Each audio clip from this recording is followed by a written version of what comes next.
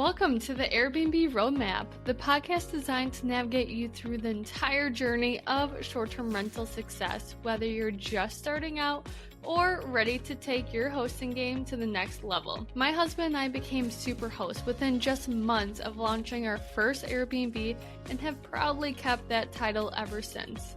With over 300 reviews and an overall 4.95 star ratings, we picked up a hack or two I'm excited to share with you.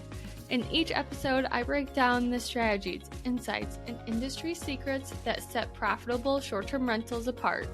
From choosing the right property, understanding local regulations, and obtaining your first listing to go beyond just the basics, I'm here to share everything you need to succeed.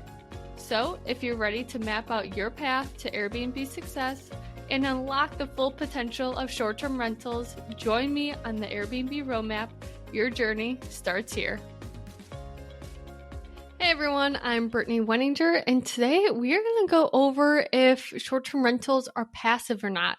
This is a discussion that a lot of people debate about. Short-term rentals are often sold as a source of passive income, but how true is that? Today, we'll explore whether short-term rentals are truly passive or if they require more hands-on effort than people realize. I did have a client back in the day. She was, knee-deep in short-term rentals, and she literally said that she thought that it was a set-it-and-forget-it process.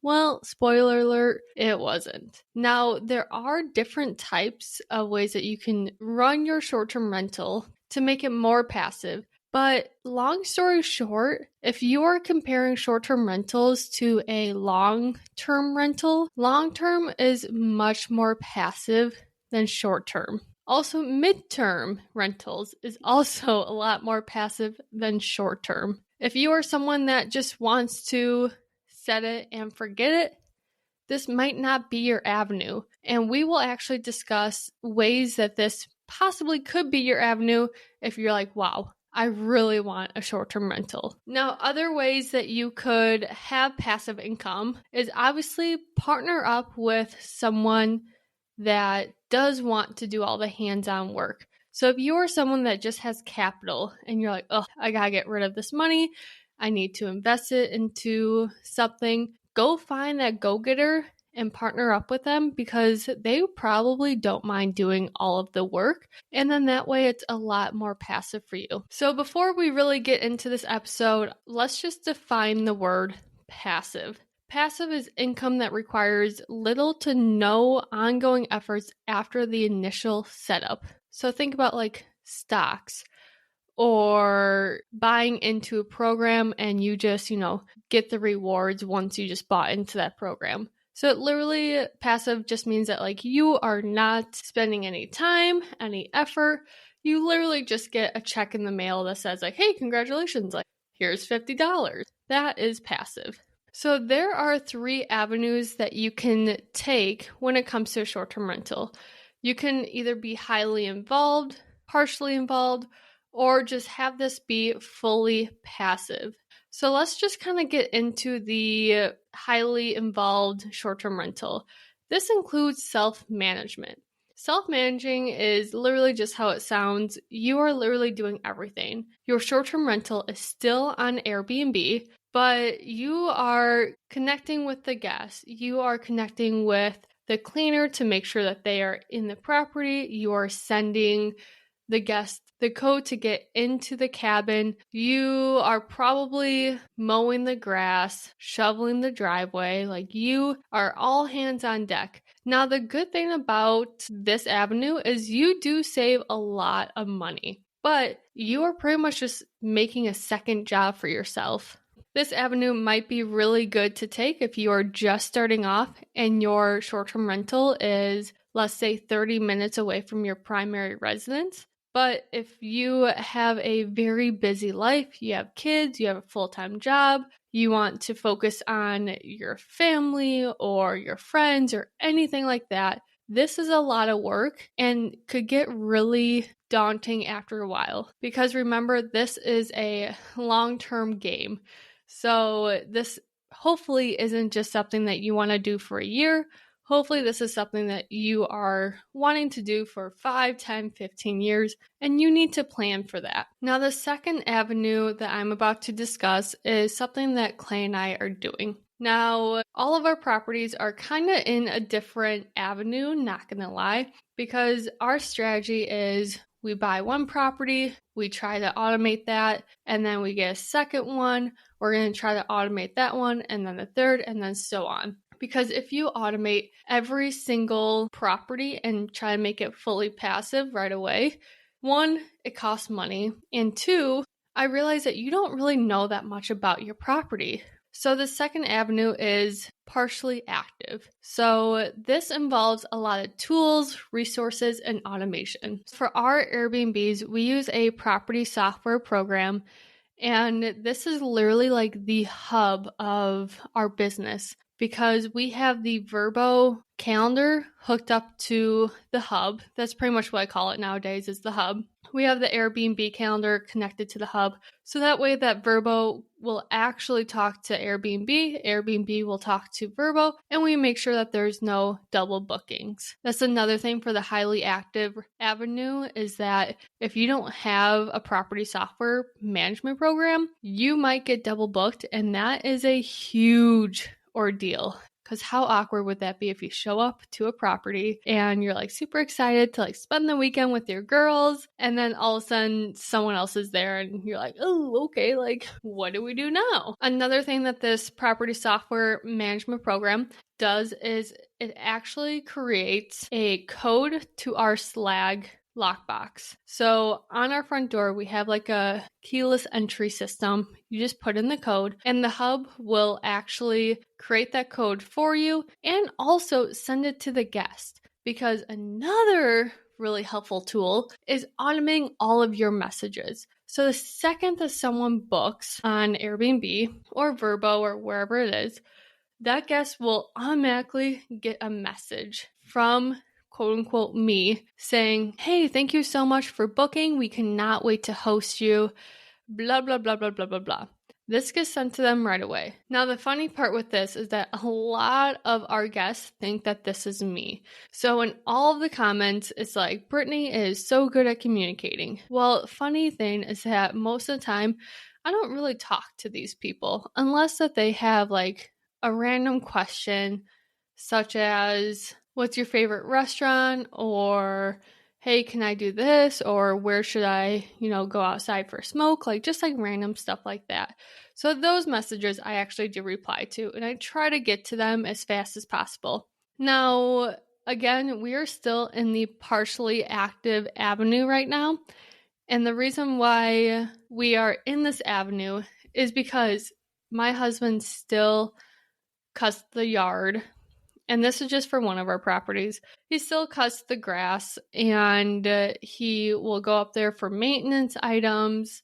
I always run up there for like just last minute shenanigans that, I can actually do by myself, because I'll admit, like my husband Clay, he does all the maintenance stuff, and I'm kind of clueless when it comes to that. I'm learning. I did glue a floor piece back onto the floor. It's just old laminate square tiling, and one of them popped off. So I literally like glued that back, and I was actually pretty proud of myself because I was like, oh yeah, like look at me doing maintenance. Whoop, whoop.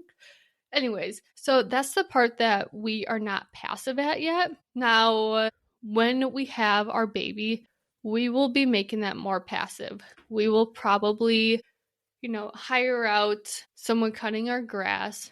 We will also probably have more of a handyman there that can like do the random shenanigans. But what we have right now is obviously our cleaner. We do have a snowplow guy like for the winter time. So I always think about that when you are purchasing a property in Wisconsin. You're going to need a snowplow man or woman. And then obviously we do hire out the larger repairs, like we had to get a new furnace and just kind of like random stuff like that.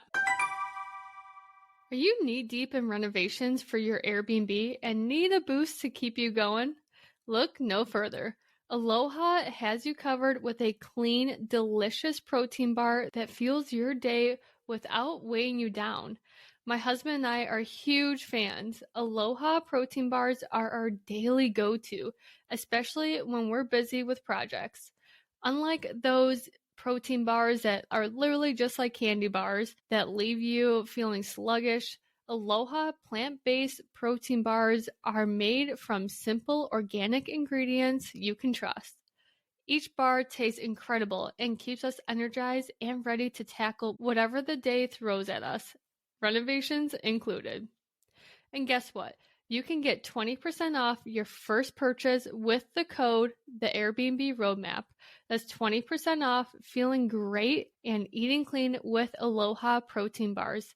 Head over to aloha.com and use the code the Airbnb Roadmap today. These links are also in the show notes, so make sure to click on that and get your protein bars. Now, another tip I'll give you if you are in the partially active avenue is to create really, really good systems. And then that way you can start leaning into the fully passive avenue by just your systems. So like making sure that there's a checklist for the cleaner so you don't have to always follow up with them. Also, another way is to have the cleaner actually talk to your handyman, and then your handyman will get that project done, and then you will just get the bill. Obviously, there has to be a lot of trust into that system because if your handyman is just going there doing maintenance projects, obviously you want to make sure that he is billing you correctly and he's not going to overcharge you. Another thing that we do with our cleaner is that the second that if she needs more toilet paper or paper towels or anything like that, she'll just shoot us a text message and then we order it on Amazon. We actually get it shipped to her house and then she'll bring all the items to the cabin. That way we don't have to disturb the guests when staying there and all of a sudden the Amazon package shows up. Like, that's kind of awkward, right? So that is another strategy of automating some of the systems. Now, I do know that some people do let the cleaner have access to your Amazon account. Again, I don't like that because there is a lot of information that is in that account. And then also, like, that's a huge trust thing. I trust our cleaners like fully, but I also want to make sure that, the items that we're buying for the cabins are actually like good items. Now, for the highly passive avenue, this one is literally just hiring out a property manager, not just doing the software, but hiring out a company that will run everything for you. Now, is this technically fully passive? My answer will be no, because that means that you still have to contact the property manager and you still kind of have to manage them, even though it's a lot more passive than the partially or the highly active.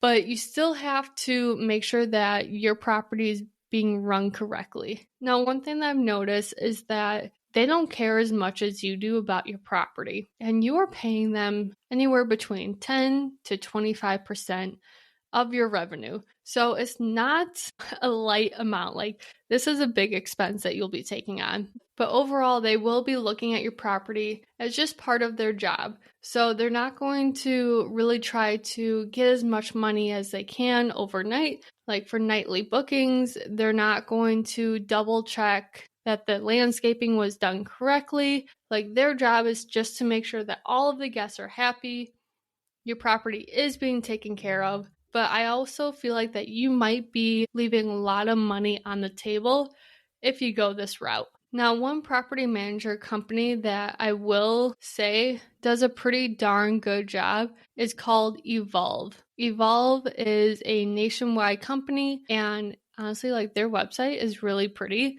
and their rates are not that bad. I have heard that there are boots on the ground, meaning that like someone is actually like going into your properties and checking up on them, which is actually really impressive because if you are a nationwide company, like, I wouldn't really expect that out of you. Also, one of the things I was like very hesitant about this company is that, how Airbnb does charge you 3% for the host fee, and Evolve is saying that they're going to charge you 10%. So I'm like, okay, so overall it's going to be like 13%.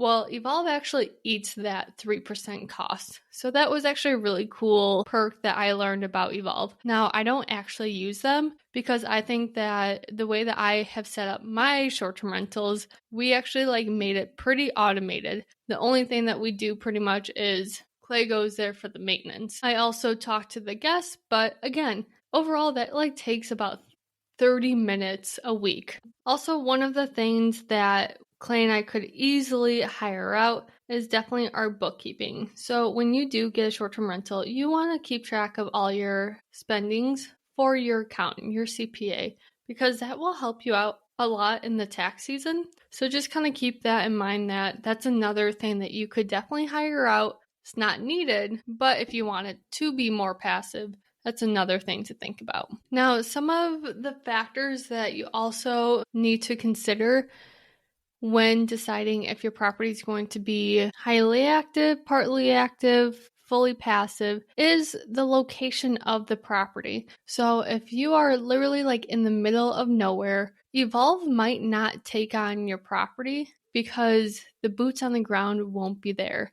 Now, I'm not saying that for sure, I just don't really know, but it's a lot more easier to get the cleaner, the handyman, the snowplow person, all of those team members if you are located in a more busy area like a city, a suburb, surrounded by life, right? Now, if you are, again, out in the country, it might be really hard to find a cleaner that will actually drive out there. Now, for our first short-term rental, we actually have that one almost fully passive. We're not quite there yet, but it's pretty darn close. We have our next door neighbor. He cuts the grass for us. We have our cleaner, and our cleaner is actually a handyman, which is super nice. If you can find one of those, do not lose that person, because the second that he sees something wrong with the cabin, he will just notify us and then fix it. We also have our snowplow guy that has been in the business for a long time.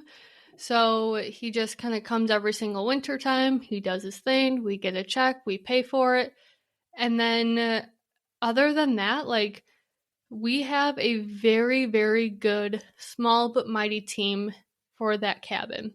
I have probably been there, I want to say twice this year.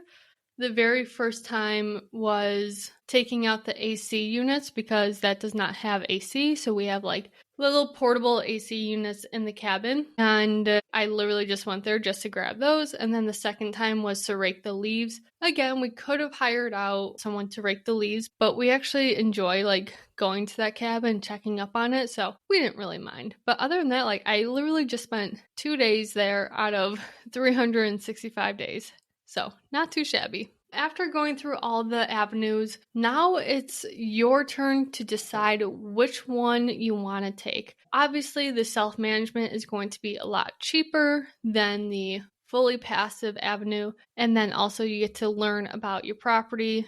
It will take some time to get to that fully passive avenue, but the whole thing is a huge process. Or if you're someone that just does not have any time at all and you still want a short-term rental, then I would definitely think about getting into that fully passive avenue, hiring out a property manager, and just making sure that you add those numbers into your analysis to make sure that the property will still cash flow. As always, I would love to know what avenue you actually take, because I love to chit chat and see why you chose that avenue. So shoot me a message in Instagram at the Airbnb Roadmap, and I would love to know what avenue you take. So make sure to reach out and actually let me know.